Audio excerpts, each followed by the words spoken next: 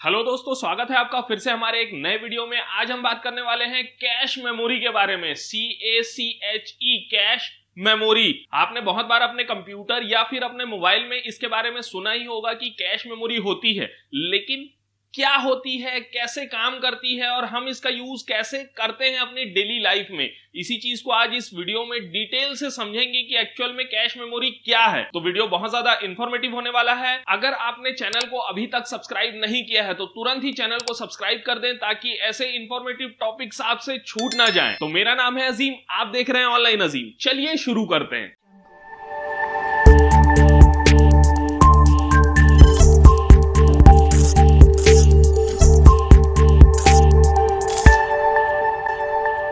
Cache memory जो है वो हमारे कंप्यूटर या स्मार्टफोन्स में होती है। एक्चुअल में पहले हम ये समझ लेते हैं कि हमारे कंप्यूटर या मोबाइल में कितने टाइप की मेमोरीज होती हैं। तो हमारे सिस्टम में टोटल 3 टाइप्स की मेमोरी होती हैं। फर्स्ट होता है हार्ड ड्राइव मेमोरी, यानी कि जो भी हार्ड डिस्क हमारे कंप्यूटर में लगा हुआ है, चाहे वो HDD हो, हार्ड डिस्क ड्राइव, या फिर वो SSD हो, वो हमारा हार्ड ड्राइव होता है।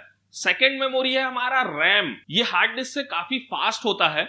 और थर्ड मेमोरी है कैश मेमोरी, ये बहुत ज्यादा फास्ट होता है आपके हार्ड डिस्क और आपके रैम दोनों से। तो पहले हम ये समझ लेते हैं कि हमें कैश मेमोरी की जरूरत क्यों है। तो पहले जब शुरुआती कंप्यूटर्स बने थे उस टाइम पे होता था सिर्फ एक प्रोसेसर। अब प्रोसेसर हमारा बहुत ज्यादा फास्ट होता तो है, लेकिन उसे भी काम करने के लिए कुछ मेमोरी की जरूरत पड़ती है। उसके लिए हमने बनाया हार्ड ड्राइव। अब हार्ड ड्राइव से प्रोसेसर में डेटा लेना, उसके बाद उसे प्रोसेस करके आपको देना, ये एक लंबा प्रोसेस हो जा रहा था। एक्चुअल में मैं आपको बताऊं तो जो हार्ड डिस्क होता है आपका, वो सबसे स्लो पार्ट होता है आपके पूरे सिस्टम का। आप इतना समझ लीजिए कि हार्ड डिस्क से स्लो आपके सिस्टम में कुछ है ही नहीं। सबसे स्लो आइटम यही है, भले ही वो HDD हो या फिर SSD ही क्यों ना हो। SSD की स्पीड मान के चलिए 500 से लेके 1500 MB पर सेकंड तक की होती है, लेकिन फिर भी वो सबसे ज्यादा स्लो है। तो इस स्लो स्पीड को फास्ट करने के लिए बनाया गया रैम, जो कि हार्ड डिस्क और आपके प्रोसेसर के बीच में लगा होता है। रैम, आपको कोई भी काम करना है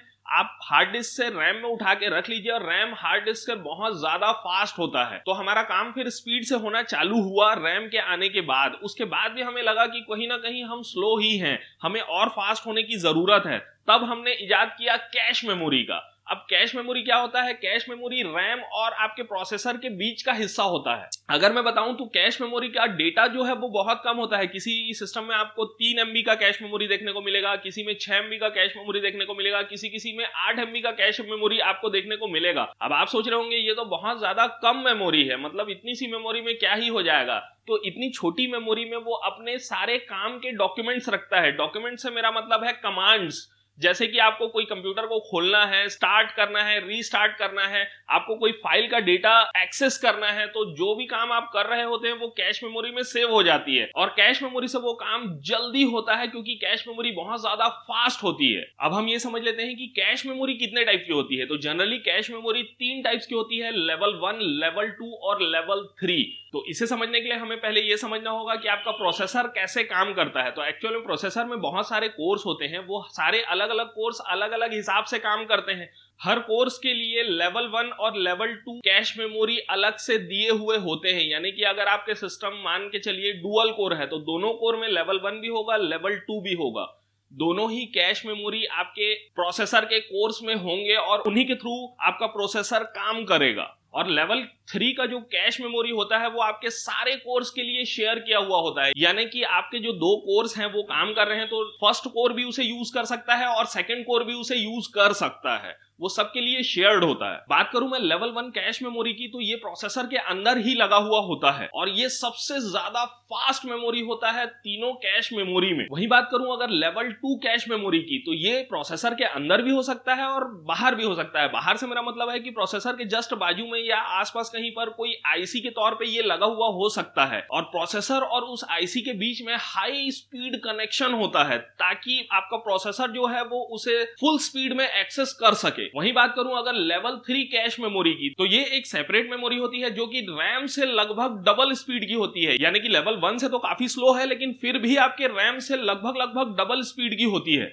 लेकिन ये मेमोरी सभी कोर्स के बीच में शेयर की हुई होती है। तो अगर मैं बात करूं स्पीड की, तो ये जो कैश मेमोरी होती है इसकी स्पीड रैम से 10 गुना से लेके 100 गुना तक ज्यादा स्पीड हो सकती है, यानी कि ये रैम से बहुत ज्यादा फास्ट है। इस मेमोरी से ज्यादा फास्ट आपके सिस्टम में और कोई सी भी मेमोरी नहीं होती है। अब बात कर लेते हैं कि कैश मेमोरी काम कैसे करती है। एक्चुअल में आपके प्रोसेसर को आपके हार्ड ड्राइव से डेटा लेने में तो सेकंड्स का टाइम लग जाता है, उसको तो गिनती होनी ही नहीं चाहिए। मैंने आपको पहले ही बताया है कि हार्ड डिस्क जो है वो सबसे ज्यादा स्लो पार्ट है हमारे सिस्टम का, तो हार्ड डिस्क की बात हम छोड़ देते हैं। लेकिन अगर मैं बात करूं आपके रैम की, तो आपके प्रोसेसर को आपके रैम से डेटा लेने में लगभग 180 नैनो सेकंड्स का टाइम लगता है। थोड़ा सा ये भी जान लेते हैं कि नैनो सेकंड कितना होता है। तो आपके एक सेकंड में लगभग 100 करोड़ नैनो सेकंड्स होते हैं और आपके प्रोसेसर को रैम से डेटा लेने में लगभग 180 नैनो सेकंड का टाइम लगता है। वहीं अगर बात करूं कैश मेमोरी की, तो कैश मेमोरी में ये टाइम घट के हो जाता है 45 नैनो सेकंड, यानी कि बहुत ज्यादा फास्ट है।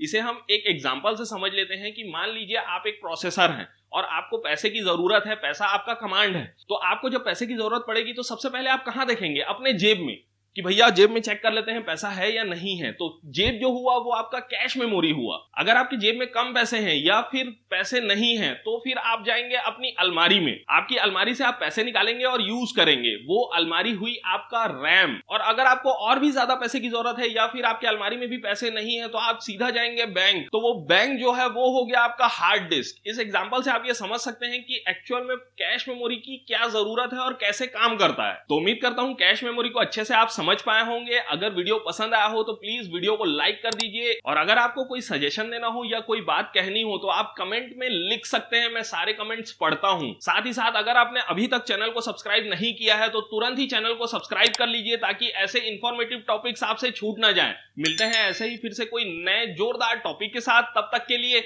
जय हिंद।